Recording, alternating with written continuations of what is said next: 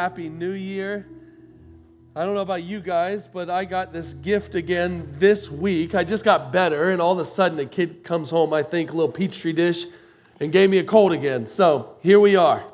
Here we are. Bear with me. Hey, if you have a Bible, grab it. Meet me in John chapter 2. I'm really excited about starting off this new year, walking through a series called Miracles, where we're going to look at the 7 miracles that Jesus performs in the Gospel of John. They're quite incredible, and there's so much to them because there's so much depth to meaning that I hope that I want to show you, and over the next several weeks, show you how these things apply to your life. Now, let me just give you a quick definition of a miracle. A miracle is simply when the unexplainable meets the undeniable. When the unexplainable meets the undeniable. Let me give you a couple examples. When my wife went into labor with our son at 20 weeks, and we had to be rushed to the hospital, and we were sat down by the neonatologist and told that there's a 99% chance that our son was going to be delivered within 48 hours, and it wasn't going to be good. Well, at 34 weeks, after she did not deliver and they had to induce her labor because at that point it was too dangerous for him to be in her womb, that is a miracle.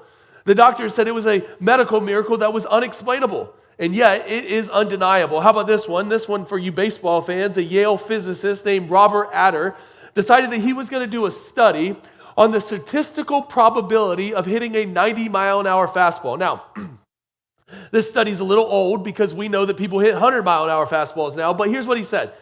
He said that if you estimate it, it takes between 0.4 or 0.4 of a second for a 90-mile-an-hour fastball to leave the hand of the pitcher and get to the batter. The only problem with that is it takes 0.5 of a second for the batter to evaluate if it's a hittable pitch. It also takes 0.2 of a second for the batter to decide whether the ball is going to go over the plate or not, and another 0.2 of a second for the batter to tell his mind, to tell his body if he should swing. Here's what he says. In other words, statistically speaking, for a batter to hit a 90-mile-an-hour fastball is a miracle. You would have better odds of closing your eyes and simply swinging than you would of looking at a pitch and hitting it. However, we all know that people do it all the time. The unexplainable meeting the undeniable. Here's why I tell you that. I tell you that because most of you come here this new year and you need a miracle. Right? You're looking to God to do something in your life, whether it's going to the gym to lose some weight or a new diet or whatever it is. You got goals for this year and you want to see God move. And yet, here's what you're asking yourself. Is it actually possible? Is it possible for God to do something? Or did the things that God did 2,000 years ago, are they far off in the distant past and God doesn't do it anymore today? Now, if you come here today looking for that, here's what I want to show you is over the next several weeks, God still does miracles, and there's super practical things that you can apply from these texts to your life that will show you exactly how he does it and what he's continuing to do today. So I want to look at the very first miracle that Jesus does in the Bible, and it's in John chapter 2. Here's what it says. On the third day, there was a wedding at Cana in Galilee, and the mother of Jesus was there. Jesus also was invited to the wedding with his disciples. Now, real quick, there's details. And those details are intentional. When you read the Bible, most of you have started a new Bible reading plan, I want you to read it with intentionality because when the biblical writers tell you things, they're telling you those things on purpose. First one is this, the third day. Well, what is the third day referring to? Well, if you back up just a little bit, Jesus just picks his disciples.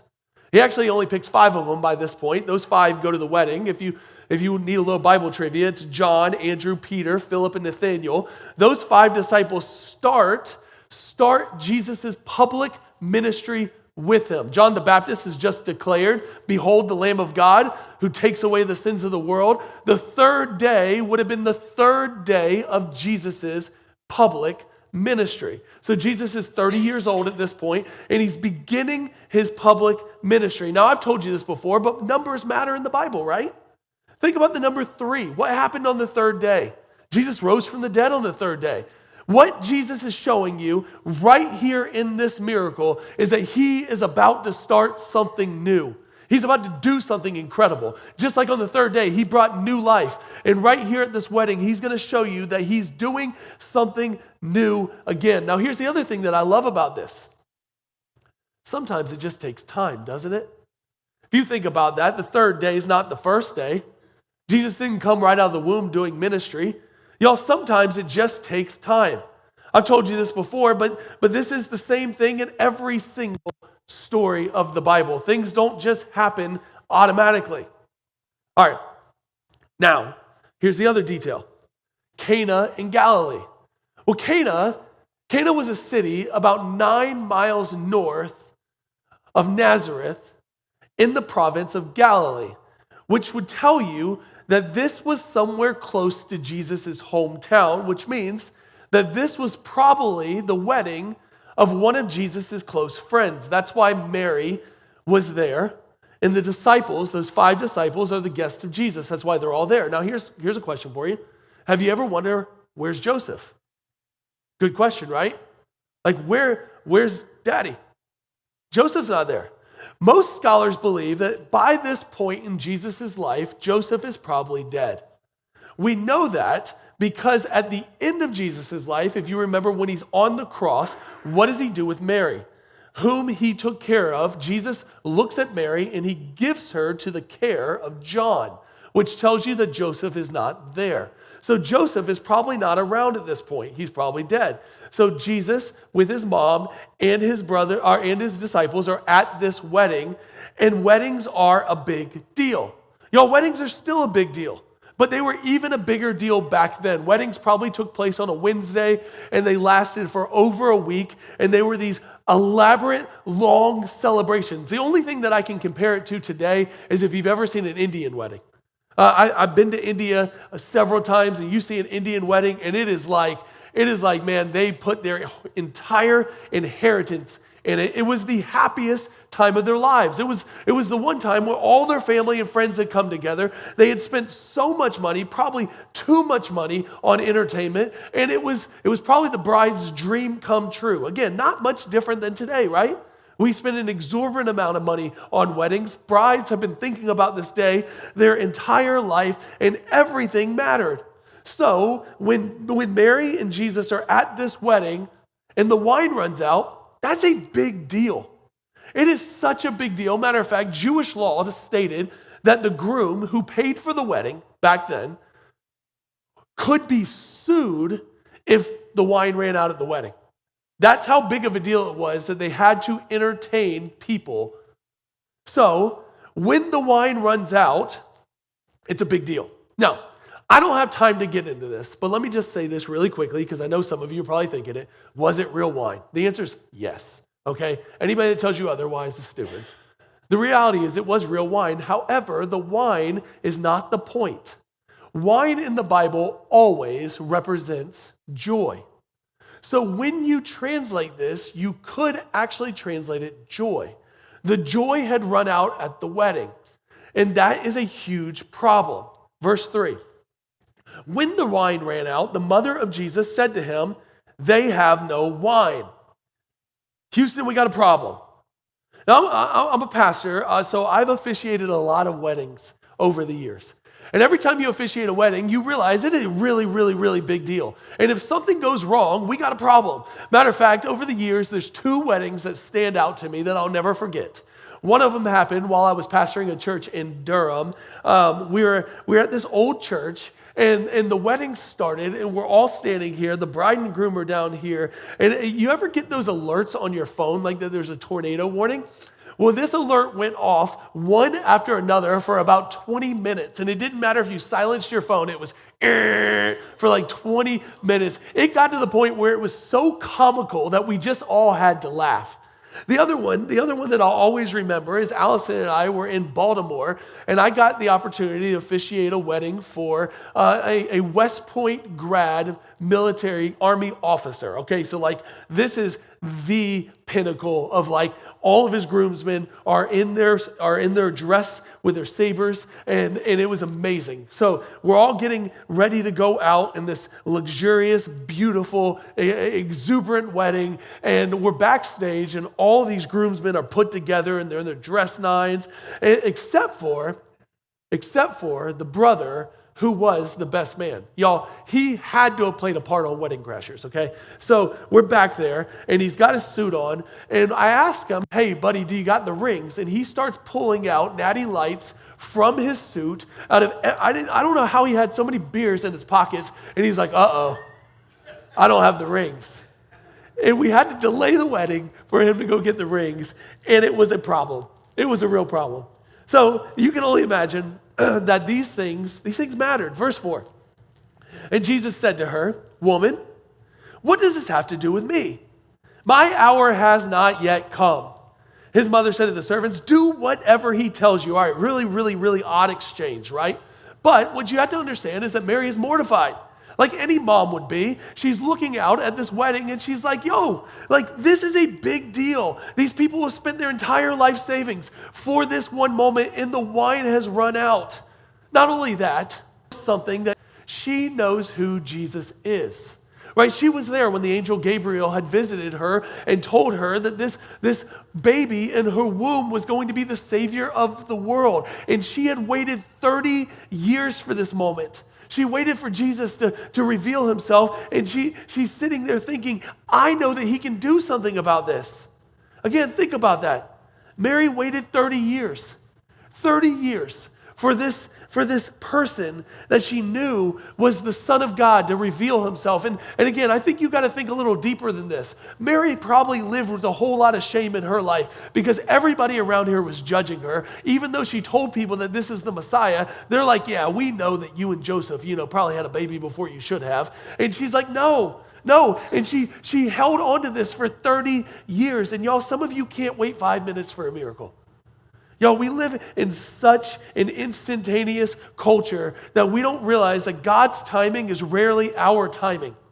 And I'm telling you, I've showed you this over and over again, but I think I need you to remember this. If you're going to understand miracles, you got to understand that God doesn't work on the same time that you and I do. Remember Jesus and Lazarus, his friend, who it says that he waited intentionally 4 days after he died to do something? Whenever they called him and they were like, hey, your friend is dying, and it says he went away longer. How about Joseph in the book of Genesis? Right? Joseph is told by God that he's going to save the world. Then he's sold into slavery. He's accused of sexual assault. He's put in prison before he ever gets into a position where he can actually do anything. Moses spent 40 years in the wilderness and never even got to go into the promised land. David was anointed king and then went and ran for his life so that King Saul didn't get him before he did anything. I'm telling you, God's timing is not your timing, and that's because God loves you. And I think that is one of the hardest concepts that you can get, is that God oftentimes wants to do something in you more than he wants to do something through you, and that just takes time. And Jesus wants to show you that sometimes walking with him, the journey of the actual walking is really where the joy is found. It's not in the delivery, it's in the moments of the trust. So when Mary comes to Jesus and she's like, the wine is running out. Honestly, a better translation might be, they've run out of joy. They've run out of joy. This was supposed to be the happiest day of their lives. And we've all been there, haven't we? Like maybe for you, it's sitting around Christmas. And you're sitting around the Christmas tree with your grandkids or your kids, and everybody's ripping through the presents, and you're supposed to be happy, but you're not. You're not. You're uneasy. You're unsettled. We've all been there. Like the joy just that you're supposed to have is not there. Maybe it's because the family member that was there last year is not here anymore. Or you can't stop thinking about the diagnosis, or the man you're sitting next to who's supposed to be the love of your life, you just don't even like each other anymore. And you're sitting there and you're like, this is supposed to be the moment. And the joys just run out. I think that's what they're experiencing. That in this moment, where it's supposed to be the happiest moment of their life, something is missing. If you can resonate with that, here's what I need you to hear. Watch this. Watch what Jesus says. Woman, what does this have to do with me? My hour has not yet come. Now, you kind of have to get out of your 21st century lens. Jesus is not saying woman like some jerk American would say, like woman. No, he's actually using a very formal, technical statement here. He's calling her ma'am. That's important. That detail right there is showing you that for the first time, something significant is shifting in his relationship with his mom. Jesus is having his coming out party. He's no longer relating to her as mom, he's relating to her as God. And what he's showing her in this very moment is that he is going to do something different. From this point forward, Jesus is going to be public. And yet, listen what he says, my hour has not yet come. Or, hey, I'm not supposed to be revealing myself yet. Like, leave me alone, it's not my time. And yet, listen to what Mary says. The mother said to the servants, do whatever he tells you. I love this, and I love this because she's like, you can call me ma'am all day long, but I'm still your mama, and I know you can fix the problem, and I need you to do it. Right? Here's what I love, is that Mary forces Jesus into his public ministry by faith. And my question for you is, do you have that same amount of faith? Like when you're praying at home and you need a miracle, do you exercise the same faith that Mary has? It's like, listen, I know who you are. God, I know that you can heal me. I know that you can fix my kids and they're walking away and their marriage is falling apart. But I know you can do it and I need you to do it. And I'm coming to you right now and I'm saying do something. That's what Mary does. Listen, write this down. Miracles happen as you act in faith. Miracles happen as you act in faith. Here's what I mean. Too many of you are waiting around passively, waiting on Jesus to do something in your life, but that's not how it works. Every single miracle in the Bible takes an act of faith. It takes you, just like Mary, saying, God, I need you to do something. Mary isn't waiting on Jesus. She's not sitting around passively being like, guys, his hour hasn't come. Give it a couple weeks. I'm sorry that you've run out of wine. He can't do anything about it. Maybe he'll come back in a couple days. No, she's like, do whatever he tells you because I know he's going to do something. And sometimes that's what God is asking you to do too. That even in those moments where it doesn't make any sense, to just act in faith. Sometimes he's stretching you. Sometimes he's challenging you to say, will you do it? Like when Jesus maybe is tugging on your heart. He's tugging on your heart to take some of your finances that you want to save for your family vacation. And some odd reason, he's like, man, you need to go to Kenya with Clay and Amy Churchill. And I know it's expensive because everything's inflated. And I know it doesn't make a whole lot of sense. And maybe you're going to miss out on 30A this year. But he's like, you need to go. And God's like, just do it. Or maybe he's telling you to start serving. You know, we're doing 2 gatherings right now. We're multiplying kids in there. And he's like, just do it. Attend one and serve one. And yes, I know it feels like a lot, but God's like, I promise you, if you would just take a step of faith, I will move or start giving or whatever it is. God sometimes speaks to you in that still small voice that you can't ignore. And you're sitting around, you're like, yeah, but God, I need you to show me a sign. And God's like, if you will just do something, I promise you, you'll see the sign. But a lot of you are sitting back passively.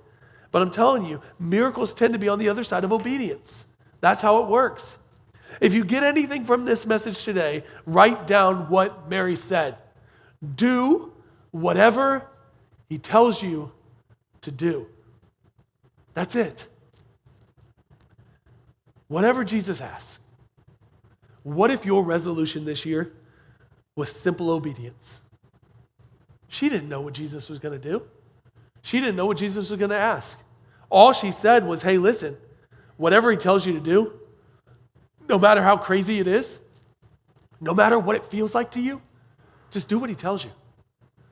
Y'all, I'm just going to tell you, after walking with Jesus now for half of my life, more, sometimes he tells you to do some crazy things. Like, Allison and I, in 2017, felt like we should expand our family and have another child. And God said, hey, I need you to go plant a church. We were really happy. Come to find out she was already pregnant, and our son, Elliot, was born 3 weeks before we moved here to Alpharetta with no jobs, 3 kids. And God was like, do whatever I tell you to do. Sometimes God tells you to do some pretty crazy things, but I'm telling you, it's been the best experience of our life. We wouldn't be the family we are if we didn't do it. What is that for you? What is the do whatever he tells you to do thing? Mary and Jesus are at this wedding. The wine is running out. And she's like, y'all, I don't know how he's going to fix the problem. But I promise you he is. He's going to do something miraculous. So whatever he tells you to do it. Listen to what he says. Now there were 6 stone water jars there for the Jewish rites of purification, each holding 20 or 30 gallons. Jewish rites of purification jars were stone jars, not clay jars. They were stone jars that they would put water in because it was the best way to keep water uncontaminated so that you could wash yourself before you went in and ate. Y'all, these jars represented a problem. And they represent the same exact problem that the world has today. Here's the problem.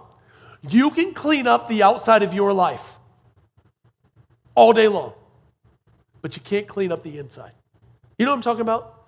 Like you can wash yourself, you can look good, you can get some nice clothes, you can go Lululemon, you can do whatever you got to do. But how do you fix the heart? See, this is the problem that these Jewish rites of purification represented. They represented the fact that religion tells you to do a bunch of good things, to have all this stuff so that you look good, and yet it doesn't actually fix your problem. It's no accident that the very first miracle that Jesus does has to do with this, because Jesus is showing you that self-righteous religion that tells you to do a bunch of stuff will never actually fix your deepest problems. Jesus came to show, and I'm about to show you this, he came to show you that the old religious activities that we still do today will never fix your deepest problems. Religion will tell you all day long that if you do a bunch of stuff, you might feel good. You might look good. You can fool everybody. You know that word hypocrite? It means to like wear a mask. We do that really well. We walk into church, we put on a church mask, put a big old smile on our face, and everybody's like, man, they got it together. Then you get in your car and you fight on the way home. You're miserable. But the whole world thinks you look good because you live in a big old nice house, you drive a nice car, and everything looks great. Your family, you put the smile on your face. Everybody knows those Christmas pictures, right? Where you fought like cats and dogs, and everybody's like, cheese. And you look at everybody's highlight reel. But the reality is your life is a train wreck. That's the Jewish rites of purification. And Jesus is here to show you. Religion might be spelled D-O, but the gospel is D-O-N-E. Like there's a whole new way of living, and it's by grace through faith, and it's not by trying to work harder and be better. Jesus wants to show you that this way of doing things doesn't work. So he says to them, Jesus said to the servants, fill the jars with water. And they filled them up to the brim. Yo, by the way, that's a lot of water. That's between 120 and 180 gallons of water. And they didn't just get to go to the water spigot and fill them up. They had to actually go and do a lot of work. Okay? They don't know what he's doing. They're just obeying Mary. Do whatever he tells you to do. Notice that John tells you that they filled them to the brim because he doesn't want you to have any doubt that what Jesus is doing is an absolute miracle. He's not adding anything to it. They are filled to the brim with water. Jesus is about to do an incredible miracle where he is going to turn 180 gallons of water into wine, which I think is incredible because he doesn't just give them wine. He gives them abundance. Don't you love that? Imagine the amount of wine that they were left with. They were left with enough wine to fill up 600 bottles of wine, which means that everybody could have brought one home. They could have sold the wine. They would have had money. They could have enjoyed the wine. And it's a picture of what Jesus wants to do for you. He doesn't just want to fix your problems. He wants you to have the abundant life. He's trying to show you that the greatest miracle of all is that if you will walk with him, he doesn't just want to fix you. He wants to give you more. He wants to give you abundance. So what does he tell them to do?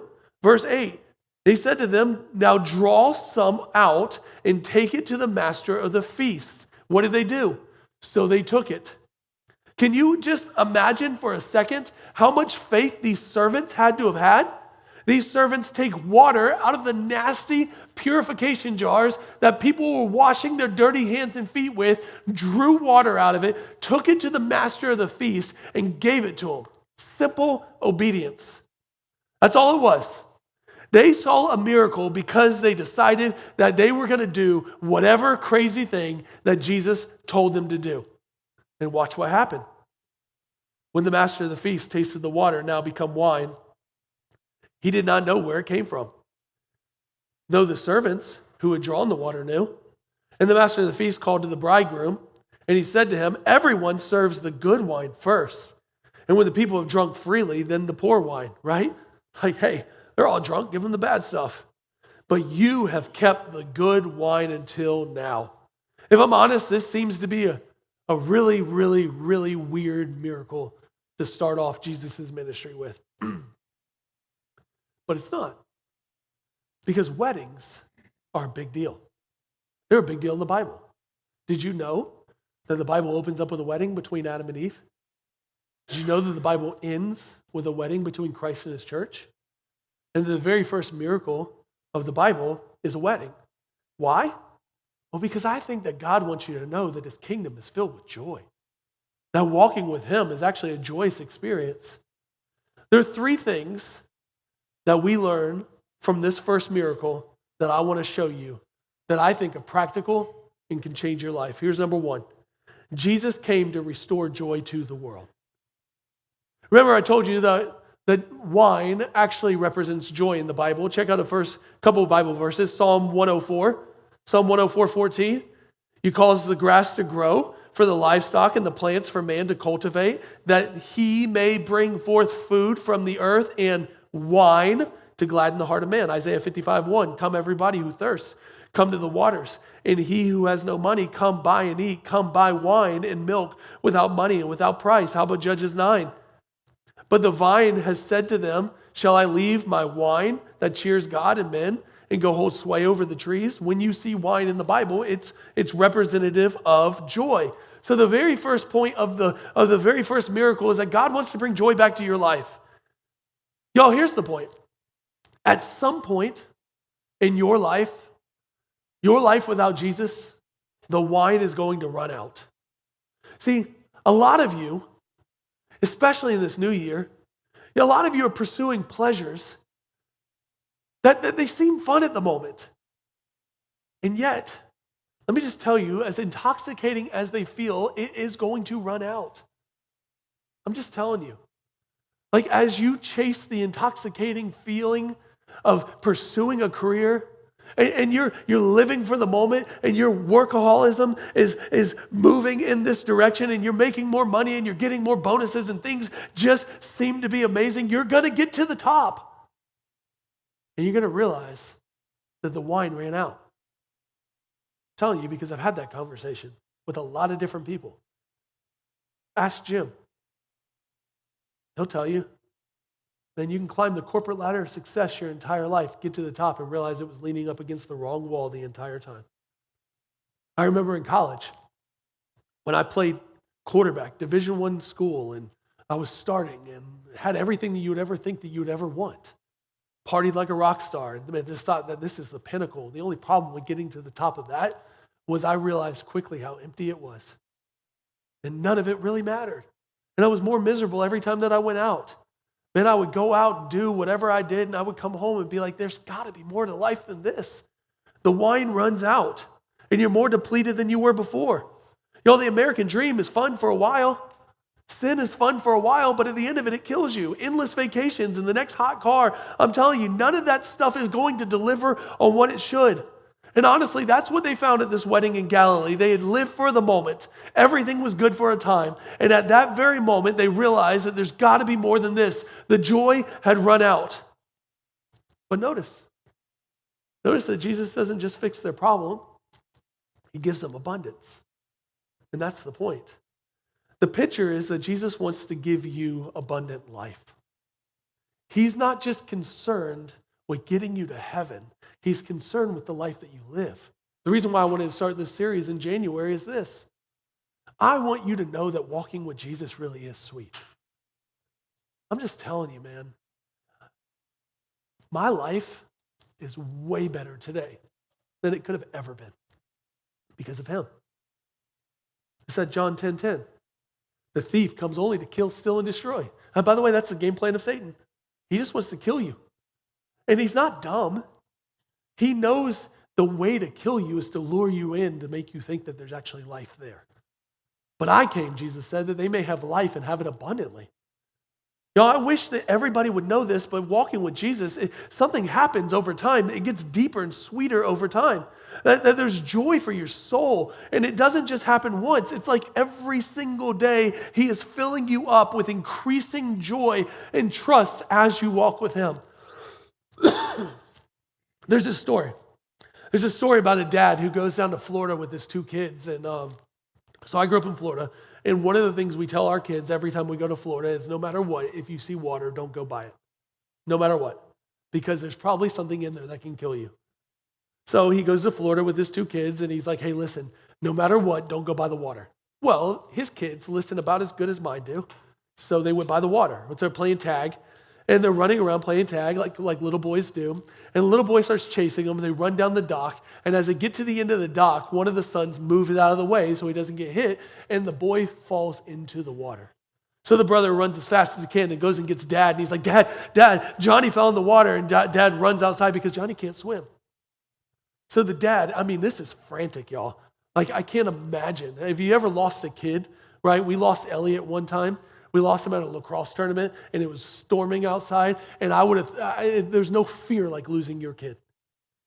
So he's jumping in the water. He's swimming around. He can't find him anywhere. Something in him tells him to go look at the pole. The little boy is just holding on to the pole, not moving. So he grabs him, rescues him, pulls him up. He hugs him like he's hugging him for dear life. He's like, why did you not try to swim? Little boy says, because Daddy, I knew you would come for me. I knew you'd come. See, I think that's what walking with Jesus is like. There's no pressure, no anxiety. The little boy was like, I didn't need to move. You're going to come get me. Like, that's the joy of life is I don't know what storms are coming or what's happening next in my life, but I know you. And I know you're bigger than the storm, and I know that you came to give me the abundant life, and no matter what happens next in this season of life, I'm just trusting you because I know that at the end of this, you're going to rescue me. Y'all, what you need to know is that walking with Jesus is the only thing that's going to satisfy your soul. Listen, I heard this week, by the first week of February, 90-something% of people are going to give up on their New Year's resolutions. The only people that are happy about that is your gym. So you can go. But let's just say you do. Let's say you go to the gym. Let's say you get yourself in shape and you get on the next best diet and you nip it and you tuck it and you do whatever you got to do. You're still going to be empty at the end of that because there's always going to be somebody prettier or skinnier or somebody makes more money than you. Well, look, money's not going to fix it. Going to the next vacation, having better kids. The joy is going to run out at some point, and you need something deeper. I love the way that Eugene Peterson said it. He says success is long obedience in the same direction over a long period of time. That's what walking with Jesus is like. Walking with Jesus faithfully over a lifetime, that's success. Standing next to your husband or your wife at 90 years old, holding hands, looking at great-grandkids and grandkids and children who still love you, that's success. That's what we're looking towards. It's the endurance of life walking with Jesus that joy is found. Like David Brooks, the New York Times writer, said it like this. He said, we should start living for eulogy virtues. You know what those are? Eulogy virtues are what people are going to say about you at your funeral. They're not going to talk about the kind of cars you drove or the career you had. They're going to talk about the type of person you were. What if we started living for those? That's success. Y'all, walking with Jesus, that's what restores joy to the world. You know what I love about the Bible? The Bible is so comprehensive. A lot of you know this. One of my favorite passages in the Bible is Revelation 21. I will wipe away every tear from your eyes, and death will be no more. I'll be their God, and they'll be my people. One of the passages we don't look at, though, a whole lot is Revelation chapter 22. But Revelation 22 actually gives you a picture of heaven. Look at it real quick. Here's what it says. Then the angel showed me the river of water of life, bright as crystal, flowing from the throne of God and of the Lamb through the middle of the streets of the city. Also, on either side of the river, the tree of life with its 12 kinds of fruit, yielding its fruit each month. The leaves of the tree were for the healing of the nations. Why do I love that? You're like, what does that have to do with anything? Because underneath all the details, what you see is abundant joy. See, the river, it's the same thing in the garden. If you didn't know this, Genesis 1 and 2 is actually a picture of Revelation chapter 21 and 22, where God's going to restore all things, except this time the river flows from God. God is the source of the water of life. But not only that, there's a tree of life in the middle of the city, and that tree is continually yielding fruit. Season by season, constant, different, life-changing abundance of God. And that word healing of the nations, healing means therapeutic. It doesn't mean like anything needs to be healed. Everything's already taken care of. Here's the picture of heaven. The picture of heaven is that Jesus is going to be giving you flowing, consistent, ever-changing, abundant life that will be therapeutic for all of eternity. The miracle of the wedding in John chapter 2 is a picture of the miracle of what Jesus is going to do for you forever. Abundant joy, wine ever flowing, water of life, giving and never ending. That is your future. He came to bring you joy, not just now, but for all of eternity. It's a picture of what he's going to do in the future. Here's number 2. Jesus came to give you a new way of living. A new way of living. Remember verse 6 again? Now there were 6 stone water jars, there for the Jewish rites of purification, each holding 20 to 30 gallons. Those jars, again, represented an old way of living, the way that we called religion. At some point, all of us have played the how good is good enough to be good enough for God game. And Jesus came to show you that your goodness will never be good enough for God. The problem with all of us is that you can fool everybody, but you can't fool yourself. Like Tim Keller said, we can't even live up to the standards that we hold everybody else to. You know what I'm talking about? Think about the standard, because here's what you do. You tend to hold people to a higher standard than you hold yourself to. Imagine this. Imagine that somebody put a tape recorder inside of your brain and only recorded the thoughts that came into your mind but didn't come out of your mouth, and then they judged you by those thoughts alone. You know what I'm saying? Like, you can fool yourself all day long to think that you're a good person, but the reality is deep down inside, all of us have the same problem. And back then, this was no different. The Jews would create all these laws to hedge around God's 10 commandments because they wanted to feel like they were doing a good job. You know, I've had the opportunity to travel to the Middle East quite a few times, and there's a mosque in the Middle East that they say is the biggest mosque in the world. Matter of fact, if you go out in the lobby, the picture out there is a picture of it. So I'm walking into this mosque, and there's this massive purification pool in the middle, and you get all these Muslims that are cleaning themselves before they go over to prayer. And I remember one time I walked up to the Muslim imam, and I was like, hey, what are they doing? He said, well, they're cleaning themselves so they can be clean before God. And I asked him the same question. I said, how do you clean the heart? He says, only God knows. That's not true. You can know how to clean the heart too. See, this is the problem. Every religion says only God knows, but you can't know. The gospel is how you clean the heart. Jesus came to show you that it's not going to be going to church or living a certain way or giving enough money that's going to clean up your heart. The gospel tells you that Jesus has done everything necessary to save you. That Jesus lived your perfect life. Jesus died your death on the cross. He came to switch places with you, and if you will just put your faith in him, he will give you a new heart. Matter of fact, he told you this way back in the Old Testament, Jeremiah 31. Behold, the days are coming. This is the future. This is your future. The days are coming, declares the Lord, when I will make a new covenant. This is it. I'm going to do something new with the house of Israel, with the house of Judah. That's all of his people. Not like the covenant that I made with their fathers. That's the old law. Not like the Mosaic law. The name of their fathers when I took them by the hand to bring them out of the land of Egypt. My covenant that they broke. So God's telling you, I gave them the law. They couldn't keep it. Though I was their husband, though I married them. Go on to the next slide. Declares the Lord, for this is the covenant. So this is the new one that I will make with the house of Israel after those days, declares the Lord. I will put my law within them, meaning this, I will actually fulfill it for them. I will put it in their hearts. I will give them a new heart. I will be their God. Sound familiar? Revelation chapter 21. I will be their God, and they shall be my people. And no longer shall each one teach his neighbor or each his brother. Why? Because I will do it, saying the Lord. They shall all know me. One day you're not going to teach anybody because I'm going to put myself inside of you. I'm going to put my spirit inside. I'm going to change you from the inside out. From the least of them to the greatest, declares the Lord. For I will forgive their iniquity. I love that. And I will remember their sins no more. It's not like God doesn't remember, like he lost his memory. He chooses to put it aside for you. Jesus is transforming the old religious rituals so that you can receive the new wine, the new covenant of joy. Theologian F.F. Bruce said it this way: Christ is changing the water of Jewish purification into the wine of the new age. The first miracle is a picture of the greatest miracle of all. You don't have to be good enough anymore because he was good enough for you. You don't have to try anymore. And y'all, I'm just telling you, because some of you are going to think like I did. You're going to think, well, if he's already done everything necessary to forgive me, then I can just do whatever I want. That's not how it works. Think about it. Obedience doesn't come by taking advantage of people who forgive you. Obedience comes through true love.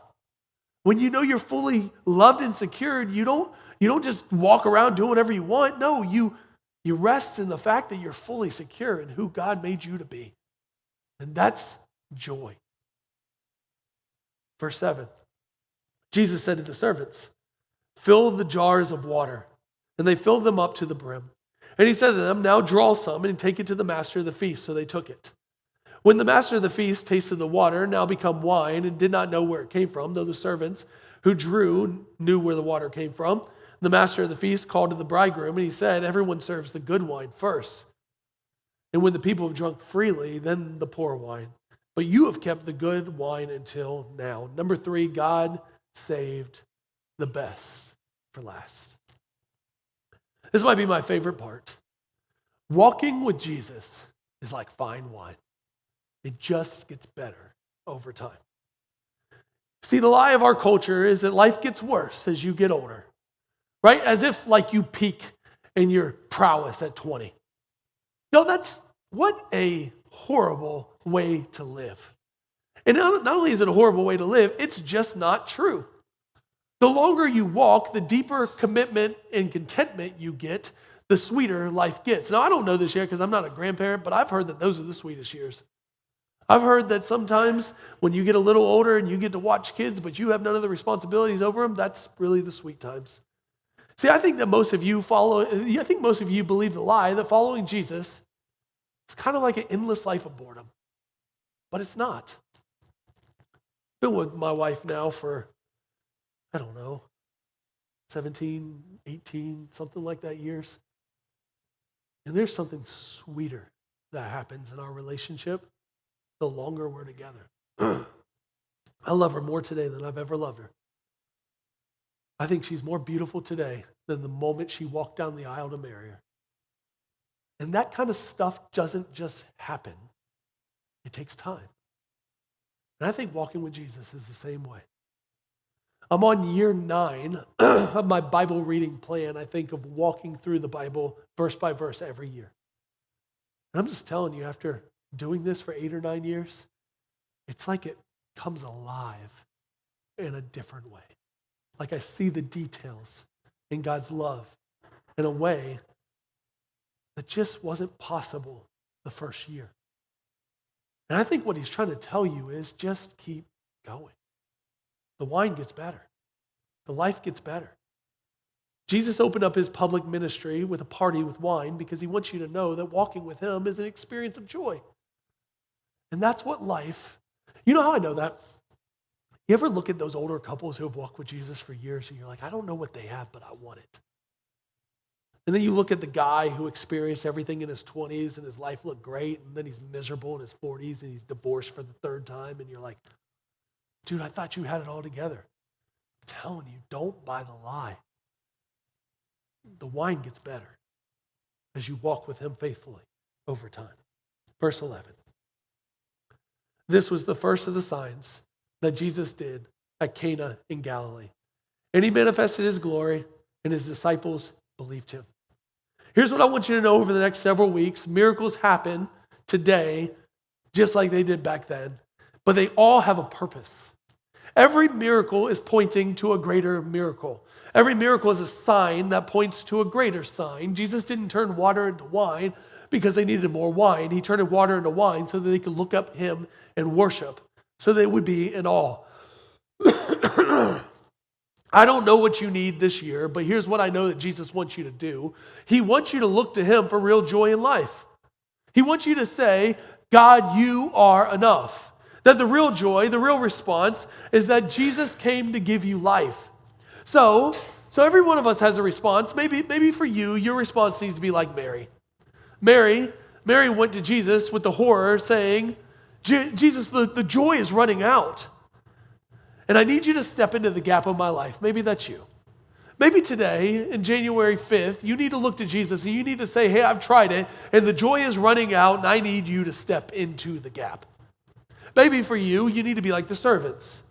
The servants who legitimately carried 600 bottles or 180 gallons of water, and they didn't know what was going to happen. They exercised extreme faith by taking a leap into the unknown, but they trusted. Maybe that's you. Maybe this year is the year that you need to take a leap into the unknown. Maybe it's putting your faith in Jesus for the first time. Maybe it's starting to give or starting to serve. Maybe it's actually going all in with him. Something powerful happens when you start to trust. And I'm telling you, there is nothing sweeter than walking with Jesus. Maybe you need to be like the master. And some of you just need to enjoy the wine. Y'all, this one was convicting for me. I have a hard time enjoying things because I'm so into the details. My wife's the same way. We nitpick everything. I look at every detail. And sometimes God's like, stop. Just sit back and enjoy the moment. Stop. Every year I revisit a book called 4,000 Weeks. It's a time management book. If you've never read it, you should. It's a time management book on how you cannot manage time. And here's what he says. It's my favorite story.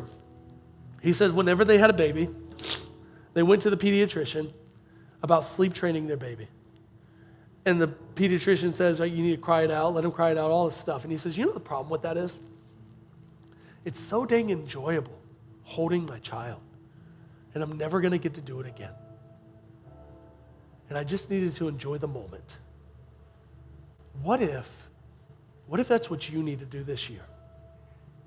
Enjoy the moment. I'm telling you, the most convicting thing for me and Allison this year has been, like, what are we doing? It feels like we're in the rat race between the next practice and the next meeting and the next thing. And it's like we're going to look back one day and be like, they're all grown up. And we missed out on the sweeter wine that God had for us because we were so busy wanting to get to the next stage. Maybe you need to be like the master and just slow down. And then some of you need to be like the disciples and just believe. Like, I don't know what miracle you need this year, but I can tell you it's not going to happen if you don't believe. What is it? What do you need God to do in your life? And how are you going to submit to him and simply say, God, I believe? Here's what I want to do. I want to pray over you, but I want you to do me a favor. Why don't you stand? Why don't you stand? Take your hands like this and close them tight. As tight as you can. Close your eyes. Hands as tight as you can. And now open them.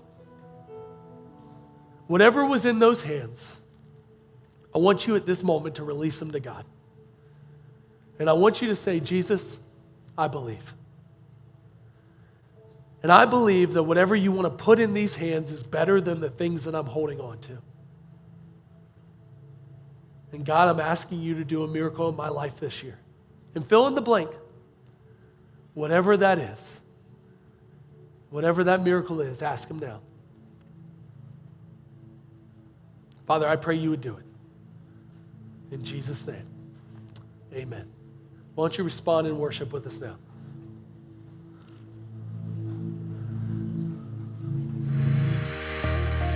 Folks, thanks so much for watching. We'd love to invite you to join us on Sunday morning for our corporate gathering. We're located off Highway 9 in Milton, just north of Alpharetta. If you want to learn more about City Church, look us up, citychurchga.com. And if you'd like to get plugged in here, download our app. We end all of our gatherings in exactly the same way, commissioning folks to go out and be the hands and feet of Jesus in the community. And so with that, folks, you are sent.